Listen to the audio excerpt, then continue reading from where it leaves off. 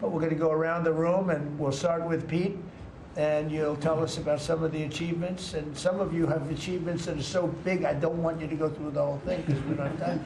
But we'll start with Pete, and then if you want, we'll take some questions at the end. Please, Pete. Well, thank you, Mr. President. As you said, it has been a historic year at the Department of War. Recruiting and retention over this year are at the most historic levels our country has ever seen. When I had a chance to be on an aircraft carrier destroyer over Thanksgiving, the spirit in our ranks since the election under President Trump is unprecedented. I've never seen anything like it as a soldier myself in uniform, and I know a lot of you feel the same way. We've ripped out the DEI and the political correctness. It's all merit-based at the department. We're getting back to basics: accountability, training, readiness, lethality, and that's reviving that spirit. And Mr. President, we're rebuilding the military, historic investments. I just took briefings on the Golden Dome and F-47, next generation capabilities that are going to make sure that for generations to come, America has the most powerful, most capable, most lethal military in the world, which you have rebuilt once and we're rebuilding again. And then we're reestablishing deterrence and credibility. If you look at what happened, we deal with every day the outcome of what happened in Afghanistan, the debacle under Joe Biden. We just dealt with it in the streets of Washington, D.C. with those 2 National Guardsmen.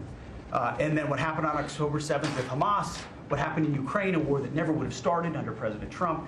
We're having to rebuild that. So whether it's freedom of navigation and taking the fight to the Houthis, whether it's Midnight Hammer, those beautiful B-2s going 37 hours back and forth, undetected, delivering with precision, and Iran not getting nuclear capabilities, Europe and NATO stepping up to 5%, locking down our southwest border. It's been an honor to work with Christy and Tom and everyone else down there to lock it to 0, operational control of our border. And then it's getting after and going after narco-terrorists and designated terrorist organizations in our own hemisphere. As I've said, and I'll say again, we've only just begun striking narco boats and putting narco-terrorists at the bottom of the ocean because they've been poisoning the American people.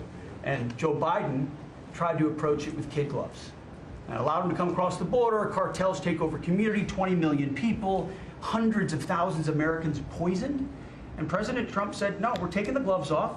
We're taking the fight to these designated terror organizations, and it's exactly what we're doing. So we're stopping the drugs, we're striking the boats, we're defeating narco-terrorists, and we're standing... And you may say one thing, that drugs coming in through the sea by sea are down 91%.